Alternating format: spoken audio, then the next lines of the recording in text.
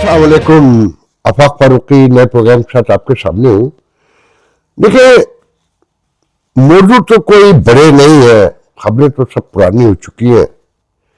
PTI तो एक ही काम करती है रोजाना, आपको पता है कि धरना, अदालतों के बाहर और मीडिया और सोशल मीडिया में उनका हल्ला है। लोग तो उनके साथ निकलने को तैयार नहीं है और मुझे बड़ा दुख भी है इस बात पर कि स्पेशली पंजाब से अगर लोग निकल आते तो बहुत सी चीजें बदल सकती थी। और ये जो खान साहब से मुलाकात है ना होना, और उनकी बहनों तक से, वकला से जो मुलाकात थी, मैं पहले भी शायद मेरे ख्याल में बता चुका हूं, मैं आज उसे और थोड़ा खोल के बयान कर दूंगा कि क्यों नहीं होती है। दूसरा ये कि जो खातून वज़ीर-ए-आला है और अब वो जो ड्रामे कर रही है, जो मुस्लिम लीग नून का एक खास पैटर्न है कि हटो बचो कैसे करना है, मैकअप कैसे करना है, और इस काम के ये लोग मास्टर हैं। पीपल्स पार्टी इस मामले में इनके सामने पानी भरती रही हमेशा से, और इनको सही मानों में जो सर्जरी के मामला आते हैं कहना चाहिए, और मेकअप जो है वो पीटीआई सही मानों में अब करती है कि आर्ट के दर्जे पे ले जाकर। जैसे कभी कहा जाता था कि पाकिस्तान में तशद्दुद इजाद जो है फौज ने किया, कि हसन नासिर को मारा था 60 में, पहला जो याद पड़ता है मुझे तारीखी तौर पे, शाही किले में ले जाकर कम्युनिस्ट पार्टी के लीडर को, नवाब मुस्लिम मुल्क के नवासे को, जिनका पाकिस्तान में रोल था, और एक नौजवान लीडर को मारा गया था। कि तशद्दुद इजाद किया इस फौज ने और इसे हवा दी मजहबी और सियासी मजहबी तंजीमों ने, सही मानों में कहना चाहिए, और पीपल्स पार्टी ने इसे आम रिवाज दिया। अगर आप पूरी तारीख को गौर से देखेंगे, इसे पीपल्स पार्टी ने रिवाज दिया और फिर इसे उरूज मोहल्ला पे आर्ट के दर्जे पर पहुंचाया है एमक्यूएम ने, ज़ियाउल हक ने ये मौके प्रोवाइड किए। तो इसी तरीके से मेकअप करना, सर्जरी करना, मामलात की चेहरों से लेकर मामलात तक, और ड्रामा भरना, ये मुस्लिम लीग नून ने इजाद किया और इसे पीटीआई ने उरूज मोहल्ला पे आर्ट के दर्जे पे पहुंचाया। तो ये मेरा असल मौजू है। ईमान मजारी पे मैंने आपको कल बताया था कि ये जीएसपी प्लस है यूरोप में और इंडिया से फ्री ट्रेड है।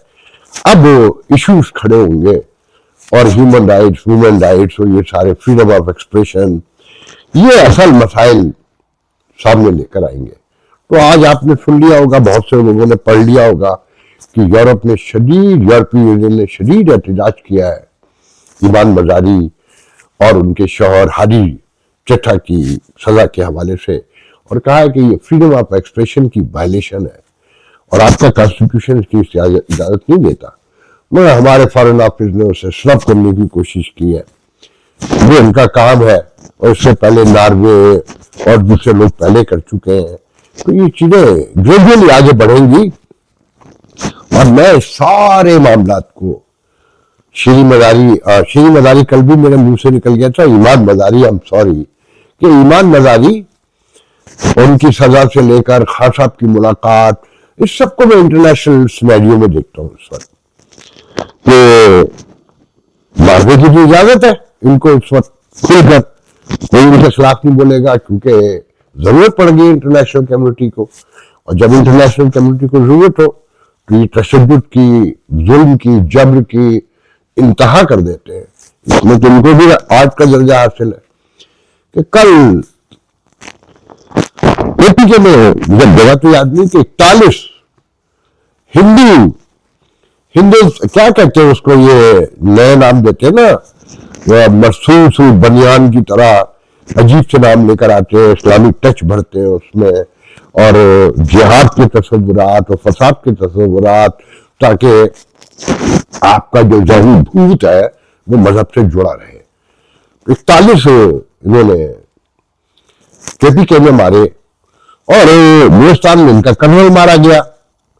आज भी उन्होंने 4 मारे हैं। दहशतगर्दी के नाम पर ये हिंदुत्व से उसे जोड़ते हैं कि खवारिजुल हिंदुस्तान और थिंग्स लाइक दैट। तो दहशतगर्दी बढ़ रही है तेजी से, और केपी के और बलूचिस्तान तो इनके अख्तियार में ही नहीं है, और ये मामला को मट्टी डालने के लिए तहरीक इंसाफ के साथ उलझे रहते हैं और दूसरे मामला में उलझे रहते हैं। अच्छा, हुकूमतों का ये जो मरकज में और सूबों में हुकूमतें, इनका तो कोई लेना देना ही नहीं है इन मामला से, ना ये इस पर बोल सकते हैं। बस ये मुबारकबादें देते हैं कि सदर ने मुकाबला सुनने के बाद जो है कि आज इतने मारे और बड़े जोश और एहतराम के साथ हमारी फौज के किरदार को सराहा और अयादा किया कि जब तक हम कायम हैं, हम दहशतगर्दी को पनपने नहीं देंगे, हम रहने नहीं देंगे, और हम उसका कला कमा कर देंगे, आर्मी चीफ से लेकर वजीर दाखिला तक। तो ये तो बहुत थोड़े से लोग हैं, इनकी कमर तोड़ चुके हैं और इनके गर्दन काट दी है, और वो बगैर गर्दन के और बगैर कमर के, बगैर टांगों के, इनकी टांगें का हर वक्त कांपती रहती हैं उनके खौफ से, जो केपी के और उसके हालात है। अब मैं देखें असल मौजू की तरफ आता हूँ। एक तो आपने सुन लिया होगा कि जी रात गए धरना दे दिया था। कल मेरे ख्याल में जिस वक्त मैंने प्रोग्राम किया है, सोहेल आफरीदी धरने पर बैठ चुके थे जेल के बाहर। अच्छा, ये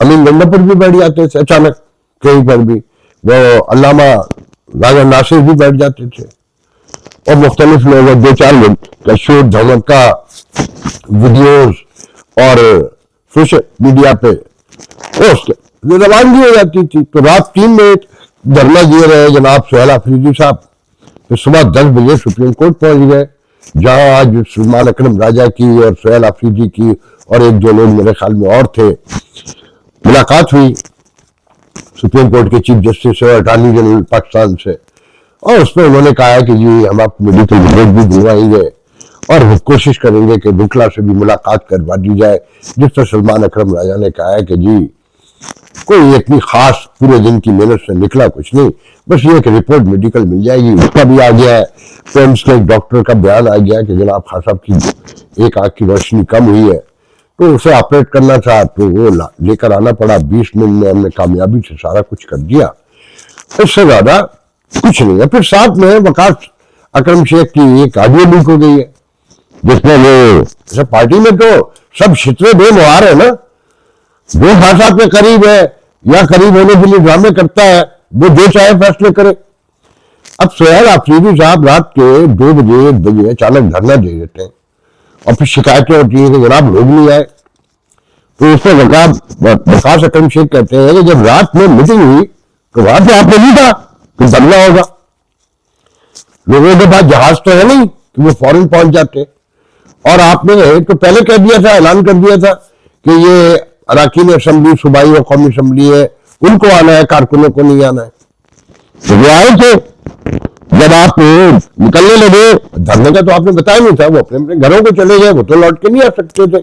और जब आपको धरना ही देना था तो आप अपनी असेंबली के जिनकी बुनियाद पर आप विद्यालय बने 90 अराकीन को भी साथ ले आते, या आप मीटिंग में कह देते। तो ये क्या ड्रामेबाजी है? ये जुम्मे ऐसे ही उन्होंने अदा किए जो मैंने सुना है।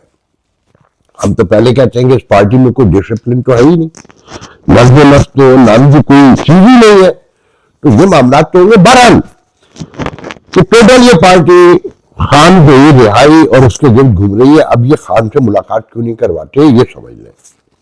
ये मैंने पहले भी जिक्र किया है कि देखें, राजा के मामला से लेकर जो इस वक्त दुनिया में इंटरनेशनल पॉलिटिक्स हो रही है, ये खबरें तो आप भी सुनते हैं ना कि चीन भी पाकिस्तान से थोड़ा सा नाराज है अब, और अमेरिकन हमारा झुकाव बहुत बढ़ चुका है उस तरफ। राना में अमन फोर्स, इब्राहिम अकॉर्ड, सऊदी अरब से डिफेंस मुआहिदा। अच्छा, इसमें जो बारीकियां है इस पर कौन बोलेगा? बाकी तो कोई नहीं बोलेगा, सब हुकूमत में शामिल है। हमेशा पाकिस्तान में हमेशा सिर्फ अपोजिशन बोलती है, जब वो हुकूमत में आ जाए तो वो इसी तरह के सारे काम करती है। खासा भी लेकर आए थे ना पीका का कानून, जिसके तहत ईमान मजारी को भी सजा दे दी गई और दर्जनों लोगों को सजा का सामना है। सोहेल आफरीदी के खिलाफ भी वही मुकदमा बना हुआ है। मतलब फर्दर एक्सटेंशन के बाद है तो नहीं। और बहुत से ताल्लुकात खाता भी बड़े अच्छे थे, वो भी कायदे जमहूरियत करार देते थे बाजवा को, आज ये भी देते हैं। तो ये एक ही थैली के चट्टे बट्टे हैं, बुरा माने आप लोग, अच्छा माने, मगर सच यही है। तो अपोजिशन लीडर अगर से बाहर होता या उसे जेल में लोगों से मिलने की इजाजत होती, वकला के थ्रू, बहनों के थ्रू, कारकुनों के थ्रू, और सुहेल अफरीदी खासकर मिलवा दिया जाए, तो वो गाजा फौज भेजने की मुखालफत करेगा। और अवाम इस वक्त उसके साथ है, और वो अमरीका के किरदार पर उंगली उठाएगा जो इस वक्त किसी को मंजूर नहीं है पाकिस्तान में। तो खान साहब की जानिब जो आवाजें निकल सकती है उनकी तरफ से, उन्हें रोकने के लिए, उन्हें बंद रखने के लिए, उनके कहे पर लोगों के रद्द अमल को रोकने के लिए ये मुलाकातें रोकी हुई हैं। इसके अलावा कोई रीजन नहीं है। तो पहले मिलवाते थे, 4 बयान छपते थे उनके, और एआई से भी काम लिया जाता था, एक सोशल मीडिया पे गदरबूद होता था, उससे अवाम, आप लोग तो बाहर नहीं निकले ना, उन्हें क्या फर्क पड़ता है, उनका सबका काम तो चल रहा था। ये तो बात मैं यहां खत्म करता हूं। अब देखें पंजाब में क्या हो रहा है। पहले तो मैं जिक्र करूंगा कि इस पर 2 वर्जन आपने सुने होंगे कि वजीआला लैया गई हुई थी जब ये वाकया हुआ, या वहां से आ रही थी, आई हैव नो आइडिया, जो गटर में दाता दरबार में के आस पास एक माँ अपने 10 माह की बच्ची को साथ लेकर गटर में गिर के अपनी जान हार गई है, अपनी बच्ची की। और बेगैरती और बेशर्मी की तारीख रकम हुई है कि आईजी से लेकर कमिश्नर से लेकर झूठे इल्जामात और तोहमतें और दबाव, छीनो भागो और मारो, बचो हटो होता रहा। मुअत्तल किया डायरेक्टर को प्रोजेक्ट के, दाता दरबार के राउंड में जो भी प्रोजेक्ट लग रहा है उसके असिस्टेंट डायरेक्टर को। तो पहले तो इस पर जो मंजर बन रहा है, सब ये कह रहे हैं कि दाता दरबार जो है और दाता साहब ने इस हुकूमत की पोल खोल दी कि उनके इलाके में भी ड्रामेबाजियां कर रहे थे। तो दाता साहब ने ये गटर खुला रखवा कर या इनकी खामियों को वाजे करने के लिए इस वाकई, इन्होंने तो अपनी तरफ से पूरी कोशिश की ना दबाने की। तो दादा साहब जो है इस पूरे वाकये के पीछे आके खड़े हो गए ताकि ये नंगे हो, और दाता साहब ने इनको नंगा करके पब्लिक के सामने खड़ा कर दिया। अब गेम क्या हो रहा है जो बड़ा लॉजिकल है, इनमें से आपने दोनों वर्जन सुन चुके होंगे। तो एक ये कि जी वो एयरपोर्ट उतरी और उन्होंने कमिश्नर को, आईजी को, डीआईजी को, फलाने को, दिमाग को, सेक्रेटरी को, चीफ सेक्रेटरी को, सबको एयरपोर्ट बुला दिया हंगामी तौर पर। जबकि ऐतराज ये है कि वहां से रूट अगर लगा हुआ हो, ये जो पुराना एयरपोर्ट है, ये स्पेशल जो चार्टर्ड फ्लाइट्स हैं जहां वज़ीर-ए-आला, वज़ीर-ए-आज़म दूसरे सब उतरते हैं, वहां से जो वज़ीर-ए-आला का दफ्तर है माल रोड पर या अराउंड में कहीं पर भी, वो 10 मिनट बनता है। मैंने खुद देखा वो पूरा, और मैंने उससे सफर भी किया। उस पर मेरे बहुत सारे दोस्त रहते हैं उस पूरे रास्ते में, कैंप से लेकर मॉल तक बहुत से दफ्तर है फ्रेंड्स के। तो वो 10 मिनट वेट नहीं कर रही है, यहां आके नहीं बुला सकती नहीं, मगर उन्होंने ड्रामा करना था कि देखे कंट्रोलर उनके कह रहे हैं कि ये होती है गवर्नर, कि उतरी है सीढ़ियों से जहाज के और सबको लाइन हाजिर कर दिया और बरस पड़ी। ये कैसे हुआ? एक तो ये वर्जन है। दूसरा ये है कि भाई 10 मिनट और ट्रेवल कर देती, इतनी देर से बात थी, और ढक्कन जाने कब से खुला हुआ था जो आपको पता ही नहीं था, और आप अपने ट्रोलर्स के जरिए सोशल मीडिया पे रली दादा जैसे वो सब्जी वाले के थ्रू जो है ना, और उस जैसे लोगों के थ्रू आप अपने आप को हीरोइन बना के पेश कर रही है। और छोटे अफसरों पर नजला गिर रहा है, और कई रही है कि मैंने पहले भी जिक्र किया था कि नहर अफरात के करीब अगर कोई प्यासा, कोई बकरी पानी पीते हुए शेर का शिकार हो गई तो जवाब जो है वो उम्र देगा, तो इसी तरह वज़ीर-ए-आला देगी। वो भी यही अब कह रही है बार बार कि पंजाब में अगर किसी के साथ जुल्म हो गया, किसी के साथ ज्यादती हो गई तो मैं पकड़ी जाऊंगी। ये सिर्फ अपने आप को हीरोइन बनाने के लिए। अब साथ में ये देखें कि तस्वीर आप लोगों ने देखी होगी, मरियम औरंगजेब, इनको मुझे कहते हुए अच्छा नहीं लग रहा, मगर मुझे बहुत लोगों ने कहा, मुझे एक एमएलए ने शाबाश से कहा कि वो, बल्कि बहुत इसरार करके कहा कि अब अगर वो डब्ल्यू चार्जर जो है उस पर आप नहीं बात कर रहे, वो जो एप्पल चार्जर बन के आ गई है जापान से वापसी में थाईलैंड रुक कर और अपना हुलिया बिगाड़ के अपने आप को। मैं कहा यार अच्छा नहीं लगता ऐसे बोलने का। उसने कहा नहीं ये पब्लिक फिगर है। उन्होंने कमाल बात बोली। उनका देखें जो दुनिया में लीडर्स होते हैं वो अपने कपड़ों पर और अपने चेहरे, अपने बालों पर, मतलब अपने रख रखाव पे कुछ बहुत तवज्जो देते हो कि साफ सुथरे हो, अच्छे कपड़े पहने हो, मगर जो तवज्जो ये 3-4 खवातीन देती नजर आती है, तो एकदम मुझे याद आया उनकी बात पर कि मैं दर्जनों बार बेनजीर भुट्टो से मिल चुका हूं। मैं हल्फिया कह सकता हूं उस खातून से, मेरा पीपल्स पार्टी से बीबी के जाने के बाद से शदीद तरीन इख्तलाफ है।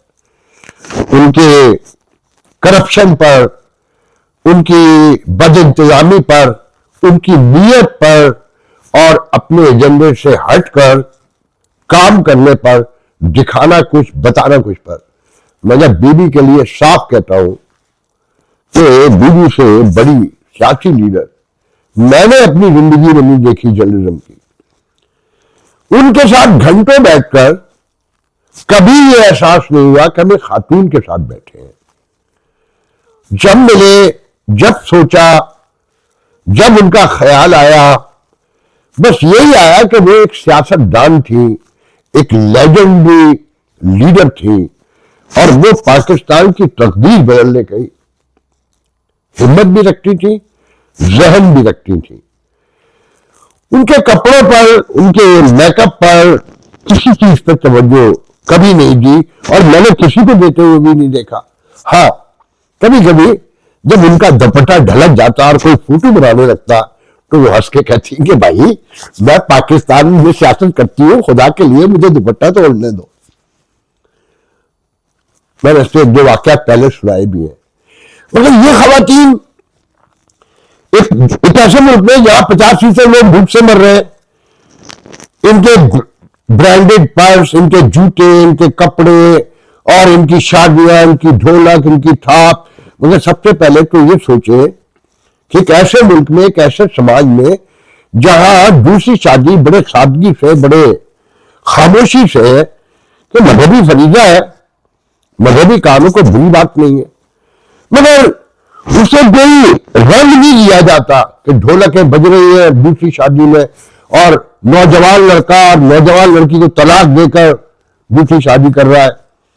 मां जो है दुल्हन से भी आगे निकली हुई है ड्रेसिंग में और खूबसूरती के मामला दिखाने में, और वो जो लड़की का पोता है, दादा है, वो क्या नाम है उसका, मुझे उसका नाम भूल जाता है, वो असगर समथिंग, वो इतने इंटरव्यू दे रहा है, बता रहा है कैसे शादी हुई, वो उससे अपनी सियासत चमका रहा है इस शादी की आड़ में। ये जैसे कोई बहुत बड़ा तारीखी वाकया हो गया है कि उसकी पोती की शादी नवाज शरीफ को नवासिश हो गई है। वो रोज एक सोशल मीडिया के ट्रोलर के साथ बैठा होता है, हम जैसे के साथ, और वो बयान कर रहा होता है कि वो कैसे रिश्ता तय हुआ और किसने क्या किरदार अदा किया और नवाज शरीफ ने क्या कहा और मैंने क्या कहा और क्या हमारे ताल्लुकात है और मुस्तकबिल अब क्या है। ओ माय गॉड, कोई सोच सकता है? और फिर जिस तरह शादी को प्रमोट किया गया, ये बताया गया कि दूसरी करो, तीसरी करो, चौथी करो, हर बार ऐसी ढंग से करो, कौन बर्बाद हुआ था इसके पीछे फंगैर हमारे, ये मतलब निकलता है ना। अब वो जो डब्ल्यू चार्जर है मरियम औरंगजेब, जिसका नाम हमेशा से लोगों ने ये रखा हुआ है और जिसका उसे बहुत एहसास कमतरी भी है कि उसे डब्ल्यू चार्जर कहा जाता है, तो वो एप्पल चार्जर में तब्दील हो गई है, अब उसे एप्पल चार्जर कहा जाता है। उसकी तस्वीर वायरल हुई, आपने देखी होगी, एशियाई तरक्याती बैंक की जो कंट्री डायरेक्टर खातून है इस्लामाबाद में, उनके साथ जिनसे भीख लेते हैं हम, ग्रांट लेते हैं, फंड लेते हैं। और पहले तो ये समझ लें कि ये जो एशियाई तरक्याती बैंक है ना, इसके मेन डोनर कौन है या इसके मेन सपोर्टर जहां से पैसा आता है उसमें अमेरिका, जापान और दूसरे, साथ में इंडिया भी है जिसके 6% शेयर है, उसमें जो 6% देता है। इंडिया में कारोबार तो नहीं करेंगे और उसके खवारिज हमारी जान पे अटके हुए, रोज बताया जाता है हमने उसके इतने खवारिज मार दिए, मगर उसके पैसे खाने के लिए वो जाहिर है। और फखर है हमारा कि हम इंडियन पैसा भी ग्रांट के तौर पे लेते हैं। तो उस खातून की तस्वीर देखें, उसकी सादगी देखें जो देने वाली है, और जो लेने वाली है उसके कपड़े देखें, उसके चेहरे की जो तमकनत उसने जाली तरीके से सर्जरी करके लगवाई अपने चेहरे पे, वो देखे। मुझे एक दोस्त इस्लामाबाद से सुना रहे थे कि वो खातून जो एशियाई तरक्याती बैंक की डायरेक्टर है, कंट्री डायरेक्टर, उसे टाइपराइटर चाहिए था इस्लामाबाद ऑफिस में। तो उसने कहा मुझे टाइपराइटर चाहिए। टाइपराइटर लाकर उसके कमरे में रख दिया गया। तो जब वो उसने देखा टाइपराइटर को तो उसने कहा ये मेरे कमरे में क्यों रखा है, ये न खाली है कि इस्तेमाल के लिए तो इसकी कीमत बहुत ज्यादा है, इसे मिडिल ऑफ द ऑफिस रखा जाए जो पूरी बिल्डिंग है, ताकि सब इससे फायदा ले सके। ये होता है जहन, ये होते हैं बड़े लोग, ये होते हैं कौमों को बनाने वाले, जो दूसरों के बारे में गौर करते हो, जो चीजों की कीमत वसूल करने के बारे में समझते हो कि एक आदमी चलाएगा तो इसकी वर्थ है कि नहीं है, 40 लोग चलाएंगे तो इसकी क्या वर्थ होगी। मगर यहां आप ये देखें, अगर बड़ा लीडर तो नेल्सन मंडेला को बहुत खूबसूरत आदमी थे, या फिलिपीन की जो साबिक सदर है, या श्रीलंका में दर्जनों बंदरा नायके से लेकर और बरतानिया की, जर्मनी की चांसलर से लेकर मैं कहानी शुरू करूं, जो ग्रेट कौम लोग गुजरे खवातीन में बेनजीर भुट्टो तक हम आए।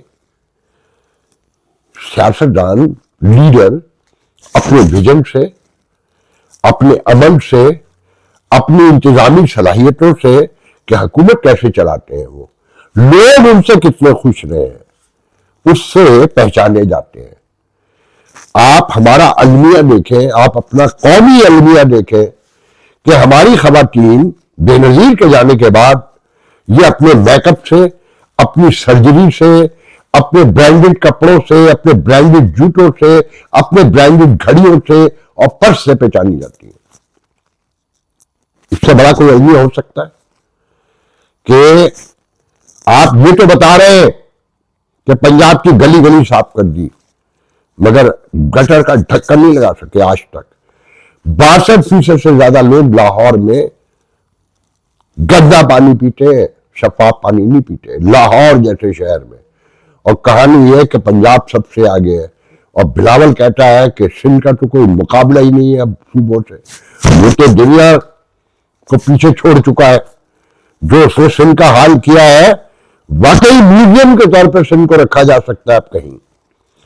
अगर मैं कहानी सुनाने पर एक एक बात पर गौर करें तो बरसों अब बोला जा सकता है कि आज ही कराची में डाकू एक ताजिर से 80 लाख रुपए लूट के चले गए, और जाने कितनी गलियों में लोग आज भी मारे गए होंगे, कितने लोग लूटे गए होंगे, कितने सरकारी अफसरों ने लोगों को लूटा होगा, वो तो कहीं दर्ज नहीं होता, रकम नहीं होता। तो सब के सब आपका अलमिया यह है कि इस रियासत ने सब सीज कर दिया है, और ये सब वो लेकर आते हैं जो ये रोज बताते हैं कि सियासत रियासत के ताबे है और ये चोर है, ये करप्ट है। अगर आप ना आते, बार बार ना आते, चेक एंड बैलेंस रहता है इस माशरे में, अदलिया प्रॉपर काम कर रही होती, पुलिस न्यूट्रल होती, इदारे न्यूट्रल होते, हुकूमतें फेयर इलेक्शन से आती, हमारा ये दर्दनाक अंजाम ना होता। और अभी ये मामलात मजीद खराब होंगे, और ये इस बुनियाद पे कह रहा हूं कि आप रोजाना की बेस पर ये चेक किया करें कि क्या गुजरे कल से हमारा आज बेहतर है। अगर आपका जमीर ये कहता है कि गुजरे कल से आपका आज बेहतर है, तो बिलाशुबा फिर आने वाले कल में भी आप बेहतर होंगे। मगर आपका अगर गुजरा कल आज से बेहतर नहीं, आपका आज बेहतर नहीं है गुजरे कल से। तो याद रखें कि आप दूर हो रहे हैं, रोज की बुनियाद पर मर रहे हैं, सिसक रहे हैं और आप तबाही की तरफ बढ़ रहे हैं। आज के लिए इजाजत दीजिए, इंशाल्लाह कल गुफ्तगू होगी। अल्लाह हाफिज।